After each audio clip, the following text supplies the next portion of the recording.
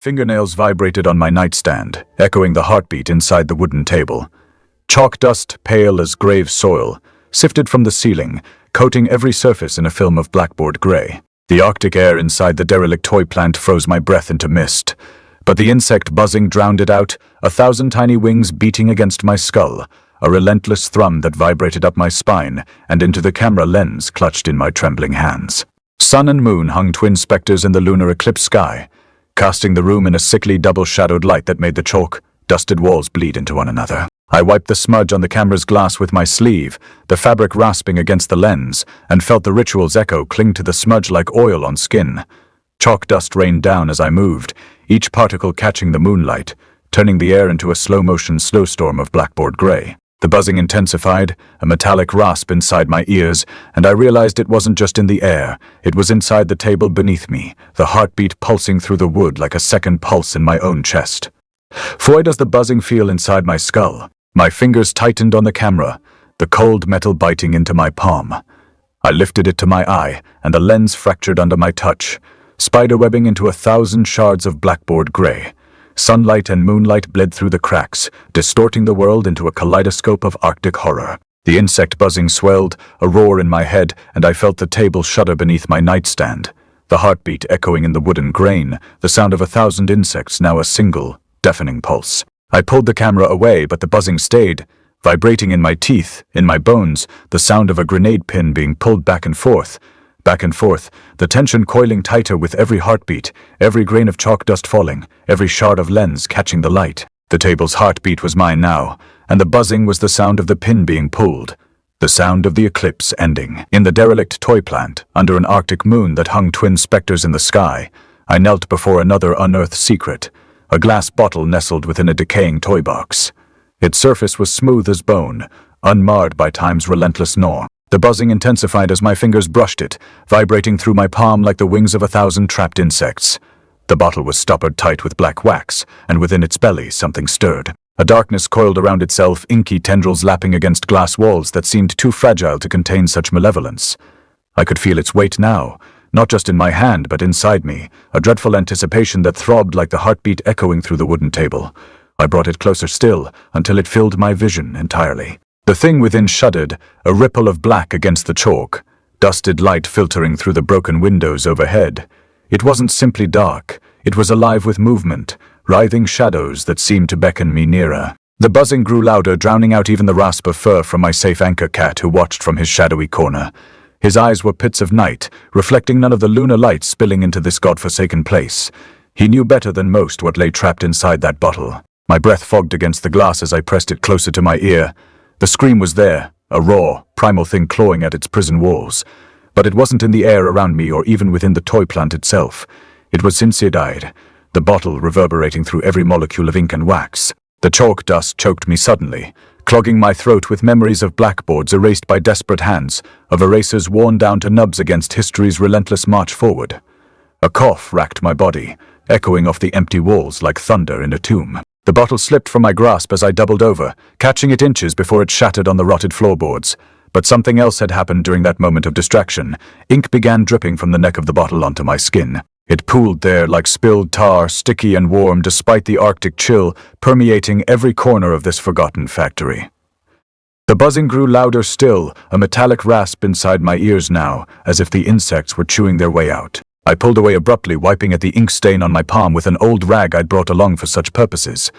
But no matter how hard I scrubbed, it refused to come off, not entirely surprising given its origins, but still unnerving nonetheless. The bottle slipped again, this time shattering completely against the floorboards when I tried to catch it once more. Ink spilled out in a sudden flood of blackboard gray, seeping into the cracks between boards like blood soaking into thirsty earth. The scream within seemed to stretch taut as guitar string before snapping free at last. Chalk dust rained down harder now, coating everything, me included, in its film of silent snowfall. I could taste it too, dry and bitter on my tongue, reminding me of another time when death had come calling dressed in the uniform of a teacher's aide, as if sensing my thoughts turning towards him. Harrington, the cat with no fur, only shadowy silhouette, padded closer. His eyes never left mine as he approached, not even when he stepped into the pool of spilled ink, and it coated his paws up to their dark joints. He knew what was happening here better than I did. That much was clear from the way he watched me with such unblinking intensity. But then again, perhaps that wasn't so surprising given who, or rather what he truly belonged to. But those thoughts would have to wait for now. All there was room for in my mind were echoes of screams trapped within glass bottles and the relentless buzzing of unseen wings against my skull. And as I reached down tentatively towards the shattered remains lying amidst the spilled ink, I couldn't shake the feeling that something had changed. Not just in this derelict toy plant, but inside me too. The pin being pulled on a grenade. That is what it felt like now, not merely anticipation anymore, but something far more dangerous. The tension coiling tighter with every heartbeat, every grain of chalk dust falling. And still, the room remained empty save for myself and Harrington, my safe anchor cat who wasn't quite as anchored to this world any longer. But then again, perhaps neither was I. Not entirely anyway. For in that moment when the bottle shattered against the floorboards, something else had cracked open too. A door maybe. Or more likely a cage, and whatever lay beyond it seemed eager now to come calling. I wiped the lens with my sleeve, the smear of ink spreading like a malignant bloom across the glass. The insect buzzing sharpened, cracking like the brittle snap of frozen twigs. It wasn't a sound anymore, not exactly. More a vibration, a resonance within the bone of my skull. My reflection warped in the ink-streaked lens, a distorted caricature of a man who'd long since ceased to exist. I pressed harder, the glass spiderwebbing under the pressure, the buzzing intensifying, threatening to shatter my teeth. The chalk dust, a constant companion in this mausoleum of forgotten toys, rained down heavier, coating the ink on my palm, a grey shroud clinging to the black stain. It tasted of ash and regret, the bitter tang clinging to the back of my throat. It's not the table, it's the inside of the table.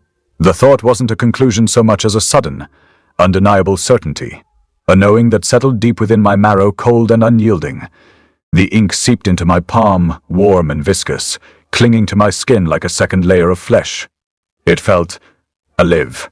Not in a vibrant, pulsing way, but with a slow, deliberate sentience, as if it were probing, cataloging. My fingers contracted involuntarily, as if trying to expel the intrusion, but the ink remained, stubbornly refusing to relinquish its hold. I scrubbed harder against my palm, the rough fabric of the rag grating against the slick blackness. It wouldn't come off, not entirely. The buzzing morphed again, twisting into something almost melodic. A discordant lullaby played on strings of bone and shadow. I felt a tremor run through the floorboards, a subtle vibration that resonated within the wooden table beneath me.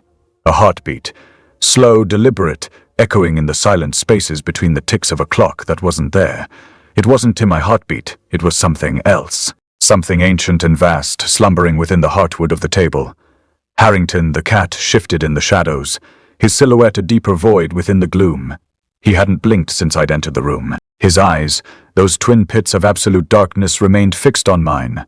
Unwavering, he knew. He was a constant, unsettling reminder of a debt I couldn't quite recall, a pact I couldn't quite understand. He was my anchor, they said, my tether to sanity. But anchors can drag you down just as easily as they can hold you fast. The glass fractured with a final sharp crack, a sound swallowed by the all-encompassing buzzing. Splinters flew, catching on my eyelashes, embedding themselves in the ink-stained skin of my palm. I recoiled instinctively, but the damage was done. The lens, a distorted window into a reality I no longer recognized, lay in shards at my feet. My reflection, fragmented and broken, stared back at me from the scattered pieces of glass. It wasn't my face. Not entirely. There was something shifted. Something alien lurking beneath the surface. A subtle alteration in the curve of my jaw, the angle of my eyes. I felt a tremor of something akin to revulsion, a visceral rejection of the image staring back at me. I tried to focus, to ground myself in the tangible, the cold dampness of the air against my skin, the gritty feel of the chalk dust clinging to my clothes, the rasp of Harrington's fur as he padded closer, a silent, watchful guardian. But the senses were unreliable now, warped by the buzzing, by the ink seeping into my pores, by the slow, insidious realization that I was no longer in control. The buzzing coalesced into a single piercing tone, a high-pitched whine that resonated within my skull. I squeezed my eyes shut, pressing my hands against my ears, but the sound persisted, burrowing deeper, until it felt as if it were originating from within my own brain. A memory surfaced, unbidden, unwelcome. A classroom. Blackboards. A teacher's aide, her face blurred and indistinct, erasing a board filled with equations I no longer understood. The smell of chalk dust and despair. A feeling of being buried alive, suffocated by the weight of expectation. I stumbled back, knocking against a pile of decaying toy boxes. The smell of sawdust and rot filled my nostrils, a suffocating miasma that choked the air. I tasted blood, metallic and bitter, on my tongue. The ink was spreading, crawling up my arm, a living stain that pulsed with a rhythm that wasn't my own. Harrington's eyes narrowed, his silhouette shifting subtly, becoming even more indistinct, more other. He let out a low, guttural hiss, a sound that seemed to vibrate not from his throat, but from the very floorboards beneath my feet. He was warning me. But of what? I didn't know. I couldn't tell anymore. The image in the fractured glass swam before my eyes. A landscape, not the derelict toy plant, not the Arctic wasteland outside. Something else entirely. A city of impossible angles and alien geometry, bathed in a light that wasn't sunlight, a light that seemed to emanate from the very stones themselves. And in the center of the city, a towering structure, a monolith of obsidian black, pulsing with the same insidious rhythm as the ink on my skin. A beacon, a signal, a homecoming. The buzzing peaked, a deafening crescendo that threatened to shatter my mind. And then, silence. A silence so profound, so absolute, that it felt like a physical weight pressing down on me. I opened my eyes, expecting to see the city, expecting to see something. Only the derelict toy plant, the shattered glass, the ink-stained floor, and Harrington, his eyes burning with an ancient, unknowable knowledge. The final shard of glass crunched under my boot. I looked down at my reflection, or what remained of it. The ink had completely consumed my hand, a black, viscous mass that pulsed with a life of its own. I raised my hand, examining it with a detached curiosity, as if it belonged to someone else. Someone other. The pin was pulled. The wood felt slick beneath my ear, a cold, damp intimacy that raised gooseflesh on my arm. The buzzing wasn't twin the wood, not exactly. It was through it vibrating through the grain, a tremor that resonated in my skull. It wasn't the insect buzzing anymore. It was something deeper, something woven into the very structure of the table, a pulse echoing from a place I couldn't comprehend. The chalk dust continued its descent, a slow, relentless snowfall that clung to my coat, to my hair, to the ink on my skin. It tasted of ash and something else, something acrid and unsettling, like the memory of a forgotten promise. I pulled back, the sudden silence amplifying the ringing in my ears, a phantom echo of the vibration that had just ceased. The air hung heavy, thick with the scent of decay and something else, something metallic and faintly sweet. The table was old, older than the plant, older than the town, older perhaps than memory itself. The wood was dark, almost black in places, the grain swirling in patterns that seemed to shift and writhe under my gaze. I traced the surface with a fingertip, the texture rough and uneven, like the skin of some ancient beast. A faint tremor ran through the wood again, a subtle pulse that sent a shiver down my spine. It's not the table, it's the inside of the table. The thought hadn't been a conclusion, not a realization, but an intrusion, a certainty planted within my mind. I pressed my ear against the surface again, seeking the source of the vibration. It wasn't a rhythmic pulse, not precisely. It was more like a chaotic thrumming, a jumble of frequencies that seemed to defy description. A low groan emanated from deep within the wood, a sound like the earth itself sighing in its sleep. The chalk dust intensified, swirling around me like a gray shroud, clinging to my clothes, to my skin. It coated the ink on my hand, turning the black stain a sickly gray black. Harrington remained motionless in the shadows, a silent sentinel. His eyes, those twin pools of absolute darkness, fixed on mine unwavering. He hadn't blinked since I entered the room, a constant, unsettling reminder of a debt I couldn't quite recall. A pact I couldn't quite understand. He was my anchor, they said. But anchors can drag you down just as easily as they can hold you fast. I risked a glance at my hand, the ink now a mottled gray under the chalk dust. It felt warm. Too warm. I pushed myself away from the table, my legs unsteady. The room swam before my eyes, the shadows deepening, coalescing into shapes I couldn't quite define. The air grew colder, the scent of decay intensifying, choking the breath from my lungs. The buzzing returned, fainter now but still present, a persistent hum that vibrated within my bones. It wasn't coming from the table anymore. It was coming from Timai. My reflection in the grimy window pane was distorted, fragmented. I didn't recognize the face staring back at me. The lines were different, the angles sharper, the eyes colder.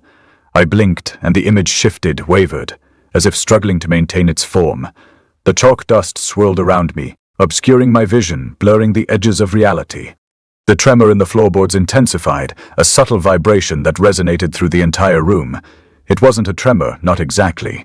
It was a heartbeat, slow, deliberate, echoing in the silent spaces between the ticks of a clock that wasn't there. It wasn't twin me heartbeat. It was something else. Something ancient and vast, slumbering within the heartwood of the table. I took a step back, then another, until I was standing near the pile of decaying toys. The smell of sawdust and rot filled my nostrils, a suffocating miasma that choked the air. I felt a sharp pang of something fear, but it was fleeting, ephemeral, quickly replaced by a sense of inevitability. The buzzing intensified, morphing into a low, guttural growl that resonated within my skull. I closed my eyes, pressing my hands against my ears, trying to block out the noise to silence the voices in my head.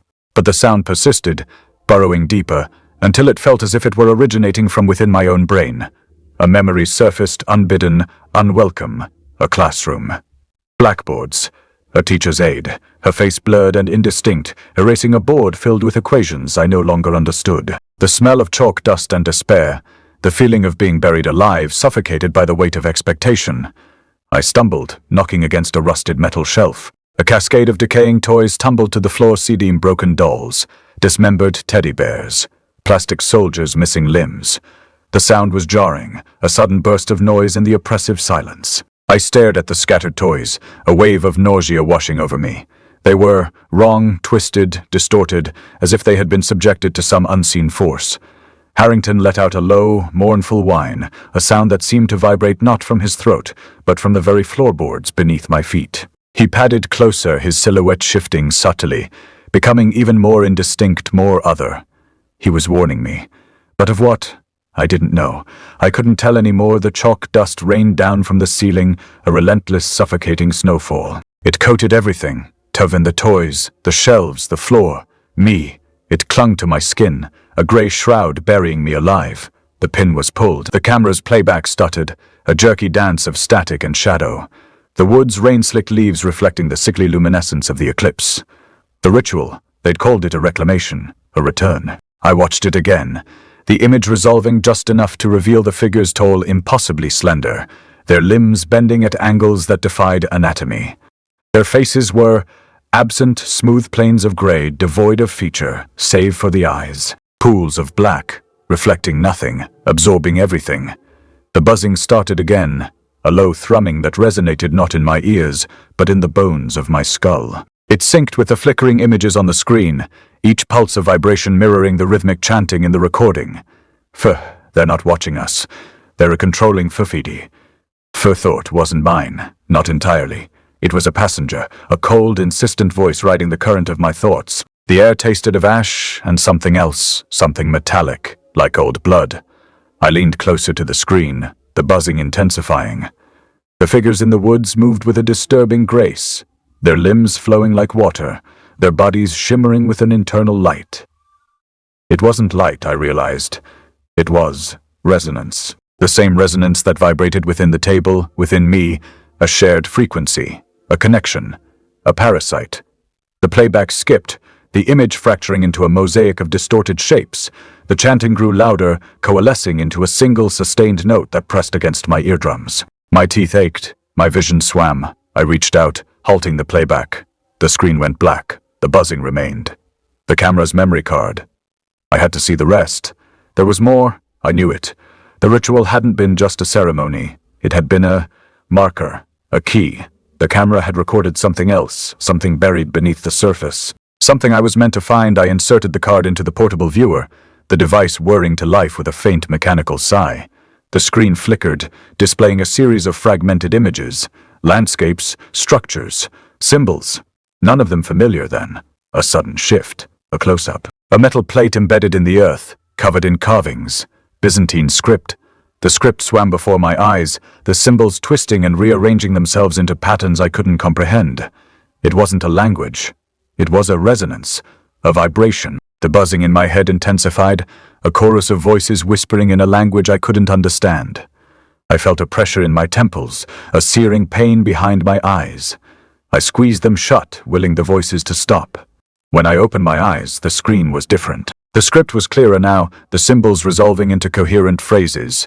I recognized a few of the characters, old Byzantine, archaic, almost forgotten. I strained to decipher the meaning. It spoke of a time before time, of beings who existed beyond the veil, of a pact made in darkness. A pact that had been broken.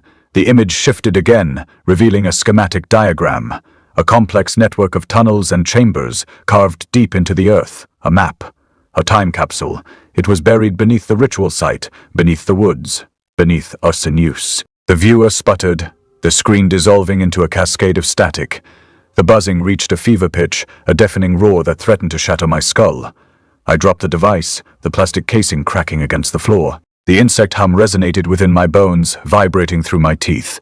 It wasn't just a sound anymore. It was a presence. Harrington whined, a low, mournful sound that seemed to emanate from the very walls of the room. He pressed against my leg, his shadow shifting and distorting in the dim light. He was trying to warn me, but I couldn't understand what he was warning me about.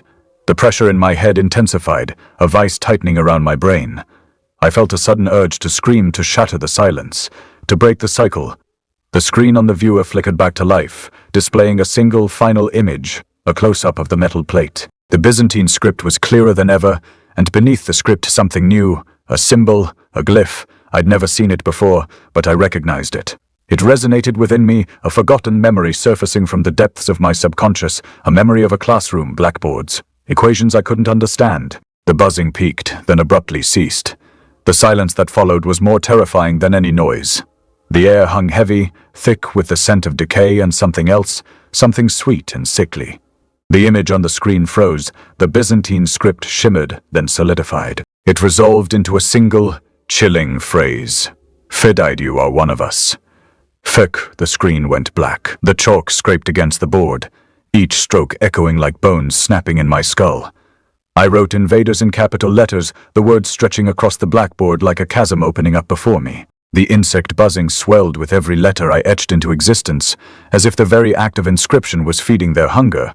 The chalk dust hung heavy in the air, a gray fog that obscured my vision and coated my tongue with grit. It tasted like defeat, like surrender. It tasted like truth. I coughed, the sound swallowed by the cacophony of wings beating against silence. Ink from the bottle seeped onto the word, turning each letter into a monolith of gray. The ink was warm, alive, almost pulsating with an inner light that seemed to throb in time with my heartbeat. I felt it resonate within me, vibrating through my bones like 1,000 tiny feet marching to war. The buzzing intensified as the ink soaked deeper into the chalk dust. It was no longer just insects, but something else, something more primal and terrifying. A chorus of voices whispered from beyond the veil, their words intelligible yet incomprehensible, resonating with a hatred that seemed to pulse through my very veins. I felt Harrington press against my leg, his shadow shifting in the dim light cast by the flickering screen behind me. He was trying to warn me, but I couldn't understand what he was warning me about. Was it the word, the ink, or something far worse lurking just beyond our perception? The last letter solidified into place, and suddenly everything went silent. No more buzzing, no more whispers, just an oppressive stillness that seemed to press against my eardrums like a physical force. Then came the sound of chalk hitting concrete. I turned around slowly, dread coiling in my gut like cold smoke. The portable viewer lay shattered on the floor, its screen cracked open like a broken mouth, releasing a final sigh before falling silent forever. The room dissolved into blackboard gray. Walls, floors, ceiling, all merged together until there was nothing left but an infinite expanse of chalk dust and shadows. I stood alone in this void, my breath misting out before me only to dissipate instantly, as if swallowed by the very air itself. We're the invaders, I thought, the words echoing through my mind like a grenade pin being pulled. But there was no explosion, just an infinite regression of gray, swallowing everything in its path until all that remained were those two chilling words carved into the endless expanse. Invaders. No. Stop it. Please. No. The words tore from my throat, a strangled gasp swallowed by the escalating whine. It wasn't a sound I made, not really. It was a vibration, a tremor in the air that coalesced into a desperate plea. The insect buzzing intensified, a physical pressure against my eardrums, each wing beat a tiny hammer blow. They were drowning me. Jude's face, a smear of gray and chalk dust, swam into focus. He was shouting something, a frantic jumble of syllables that dissolved into the insectile chorus. They're not people, they're the mist. Civi, the mist. The words felt implanted, a foreign language forced into my mind. The others were dissolving. Not crumbling, not fading, but to be dissolving, their forms blurring at the edges, the sharp lines of their bodies softening into the ubiquitous blackboard gray. I stumbled, a sickening lurch in my gut. My hands. I looked down. My hands were slick, coated in a viscous blackness. Ink. It wasn't ink anymore, not the familiar blue-black of a fountain pen. This was something thicker, something oily, something swinted alive. It pulsed beneath my skin, a dark tide rising within me. The mist swallowed Jude's voice. It consumed him too. One moment he was there, his eyes wide with a terror I mirrored, and the next he was gone, another wisp of grey swirling into the infinite expanse. Then Elias, then Mara, then Rissis, each disappearance a silent implosion, leaving behind only the pervasive, suffocating grey. I tried to scream, but the sound wouldn't form. My throat constricted, my lungs seized. The buzzing resonated within my skull, a constant, maddening drone. I clawed at my throat, desperate to dislodge the invisible blockage. But my fingers only came away stained with the black, pulsing ink. The taste of it was acrid, metallic, like licking rusted iron. It clung to the back of my tongue, a constant reminder of the corruption spreading through me. Corrosion. That's what it felt like. My memories, my identity, my very self were being eroded, dissolved into the grey. I reached out, blindly, desperately, searching for something, anything to anchor myself to. My fingers brushed against something cold, smooth, unyielding, the table. It was a heavy, ornate thing carved from dark wood, its surface intricately patterned with swirling designs. And I heard it, a heartbeat, not my own. A slow, deliberate thudding resonating from the wood itself. Thump, thump. It was faint, almost imperceptible beneath the insectile whine, but it was there.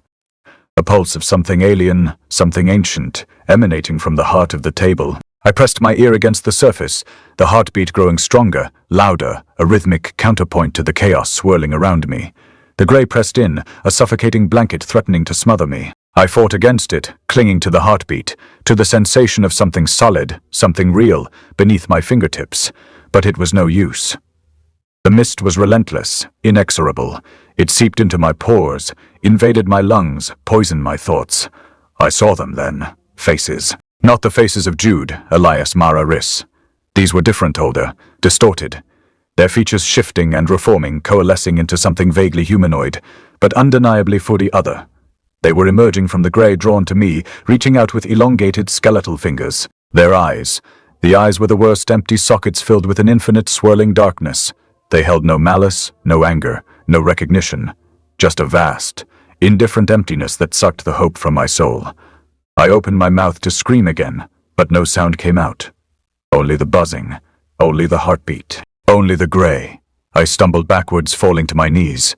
The ink flowed faster now, staining my clothes, my skin, my hair. It dripped from my chin, pooling on the floor, spreading like a stain across the blackboard grey. We're the invaders, the thought echoed in my mind, colder and clearer than before. It wasn't my thought, it was theirs. It was the thought of the grey, of the mist, of the faces emerging from the void. It was the thought of the heartbeat pulsing within the table. The faces drew closer, their skeletal fingers brushing against my skin. I felt a strange sense of calm descend upon me, a resignation to the inevitable. The struggle ceased, the resistance vanished. I was dissolving too, becoming one with the grey, becoming one with the mist, becoming one with the heartbeat, and then the finality, a sudden, sharp shift in perspective. The world tilted, the grey receded, and I saw myself. Standing in the midst of the swirling mist, my form shimmering, translucent, fading.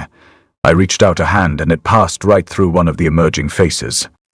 I was one of them. The last vestige of Jude Harrington, the burned-out police detective, the doomed observer, vanished into the swirling grey, leaving behind only a faint echo of a memory, a whisper of a name swallowed by the infinite expanse. The buzzing intensified, a triumphant chorus celebrating the assimilation. The heartbeat continued, steady and unwavering, the pulse of something ancient, something vast, something utterly alien. The grey solidified, the faces sharpened, and the invasion continued. It landed without a sound, a weight settling onto my spine that wasn't crushing, but aligning, like a cold compress against a fevered dream, the shadow. It wasn't the absence of light, not exactly. It was a distortion of it, a thinning, as if the grey itself had coalesced, taken shape. The cat, or what remained of it. The buzzing wasn't external anymore. It vibrated through the bones of my shoulder blades, a frantic, chitinous rasping that resonated with the slow, deliberate thud from the table. The table, my only anchor. My fingers, slick with the black, oily substance, tightened around the carved wood, tracing the swirling patterns, seeking some purchase, some reassurance. It was cold, the wood unnaturally so, as if it hadn't felt warmth in centuries. The shadow extended, a tendril reaching, not 20 over to the grey, but through it, The mist parted, momentarily revealing the floor, the scattered debris of the toy factory, but the reprieve was fleeting. The shadow wasn't merely footy on my back, it was becoming part of me, merging with my own form, blurring the edges of my silhouette. It was as if my skin was a membrane, and the shadow was a solvent, dissolving the boundaries between self and whatever twud I was. A low growl, not from a throat but from the wood itself, a sympathetic vibration that amplified the heartbeat. Thoof, thump, thump. It was a rhythm, ancient and alien, a pulse of something vast and indifferent. The buzzing intensified, a swarm of phantom wings beating against the inside of my skull, drowning out thought, reason, everything.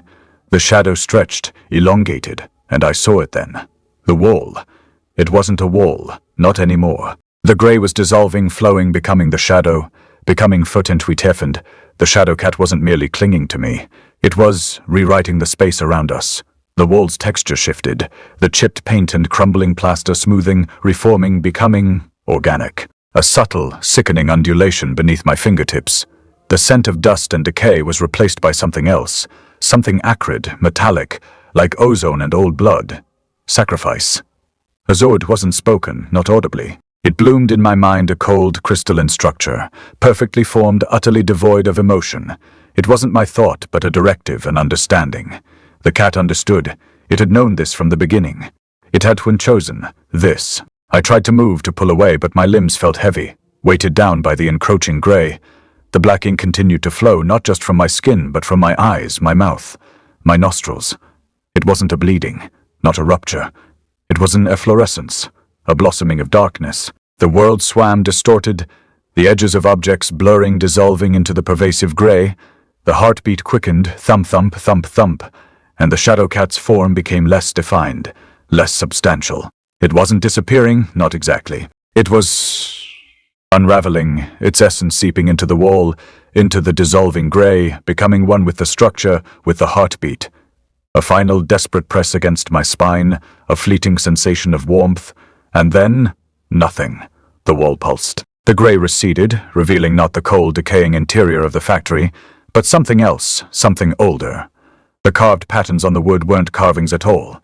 They were indentations, pathways, veins running beneath the surface of the table, connecting it to the wall, to the room, to everything. The buzzing reached a fever pitch, a deafening crescendo that threatened to shatter my skull. The faces were closer now, their skeletal fingers reaching, their empty eyes fixed on my own. But their gaze wasn't hostile, not predatory. It was expectant. They weren't hunting me. They were subtly welcoming me.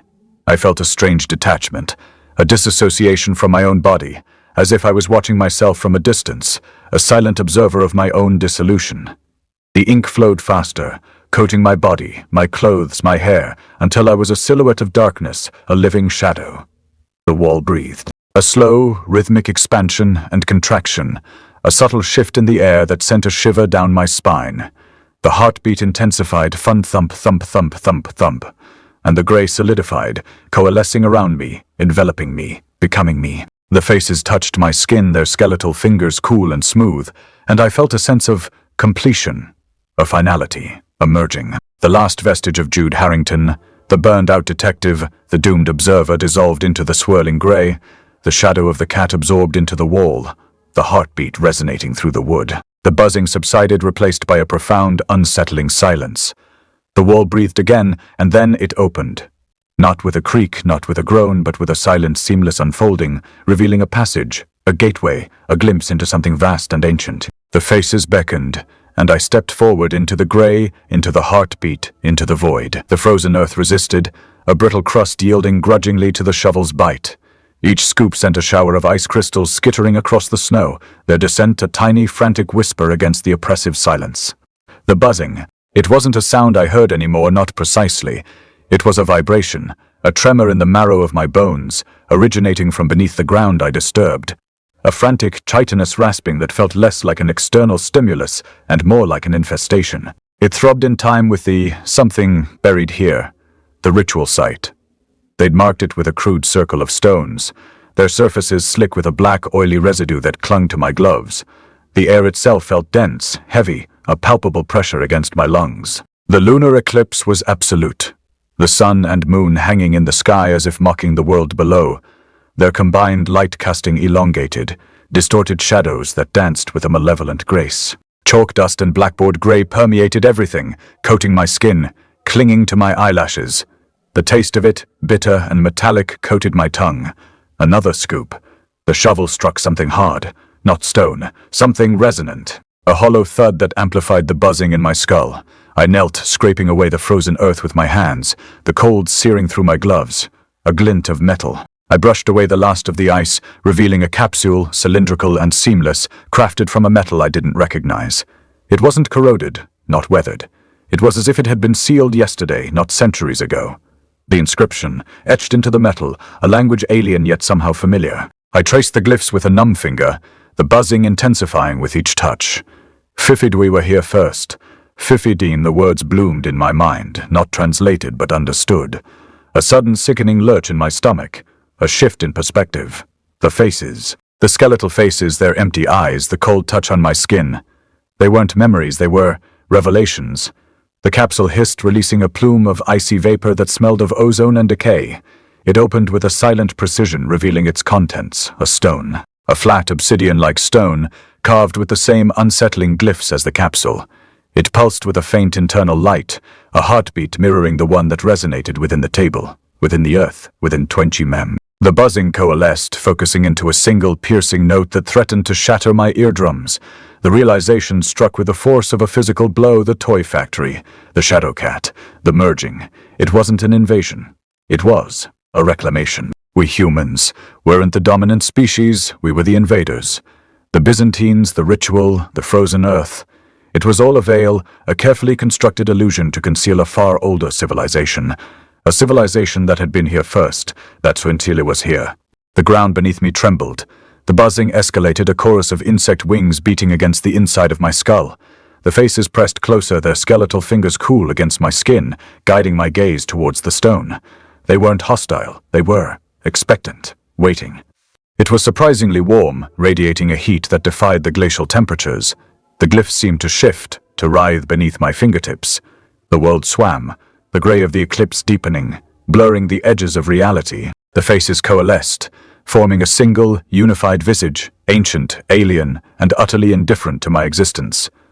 A wave of nausea washed over me, the metallic taste in my mouth intensifying. My knees buckled, and I fell to the frozen ground, the stone clutched tightly in my hand. The buzzing reached a crescendo, a deafening roar that drowned out all other sensation.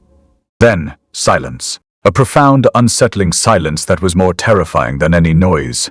I looked down. The capsule was gone. The circle of stones had vanished. The snow around me was undisturbed, as if nothing had happened. Only the stone remained, pulsing in my hand, a conduit to something vast and unknowable. The insect buzzing began again, fainter now but persistent. A promise, a warning. The ground shifted beneath me, not a tremor but a deliberate movement. The earth parted, revealing a passage, a descent into the darkness below. A staircase carved from the living rock spiraling downwards into the heart of the earth. The faces appeared again, shimmering in the darkness, beckoning me forward. They didn't speak, but their intention was clear. I took a step. Then another. The air grew colder, heavier, saturated with the scent of ozone and decay. The stone pulsed in my hand, guiding my descent.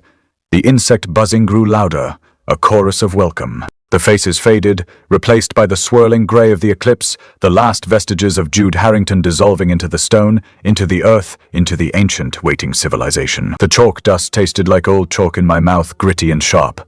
The cat's shadow stretched across the floor, not a solid shape but a finning of darkness, as if the wall itself was drinking it. No fur, no eyes, just the outline dissolving into the plaster like ink in water. My hatred flared, hot and sudden, a physical thing in my throat. Fauvier the invader Sioux, the thought screamed, not a whisper, but a hammer blow. The cat's shadow became a single line, then vanished. The air went still. Then the buzzing began. Not a sound, but a vibration in my molars, 1,000 tiny chisels scraping bone. Fufuste, the cat died. The vibration intensified, a chorus of insect wings beating against the inside of my skull. The buzzing coalesced, focused into a single needle-sharp note that pierced my eardrums. I saw the cat's form flicker in the dust, a silhouette that 4D unraveled, D'd into the wall, not fading but 4D dissolving. The buzzing didn't stop. It vocifered, a sound like wet parchment tearing, 1,000 tiny rasps all at once. My knees buckled.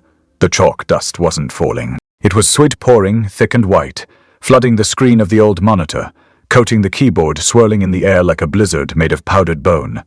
It tasted of the blackboard, of forgotten schoolrooms, of the chalk that had been used to draw the circle of stones. The buzzing reached a crescendo, a sound like 1,000 tiny glass beads rattling inside a tin can. Then silency. The screen went black, not just dark. Empty, the chalk dust was everywhere, thick as snow coating my skin, my eyelashes, the air itself thick with it. I could taste it. It copper and bitter, the taste of a dead thing. I reached out, fingers brushing the screen. The dust wasn't falling. It was for the rising guni, a wave of white that swallowed the monitor whole. The buzzing started again, fainter now, but persistent. A low thrum in the floorboards. The chalk dust flooded the screen. Not a splash, not a cloud. Flooded. It covered the entire surface, a blinding white wave that erased the monitor, erased the cat, erased the eclipse, erased Jude Harrington. The dust tasted of chalk. It tasted of the earth. It tasted of the stone. It tasted of Frontier Sea. The dust was rising. The screen was white. The dust was flooding. I could feel it on my skin, cold and sharp. The taste of it in my mouth. The dust was everywhere. The dust was the only thing left. The dust was all that was left. The dust was the only thing left. The dust was the only thing left. The dust was the only thing left.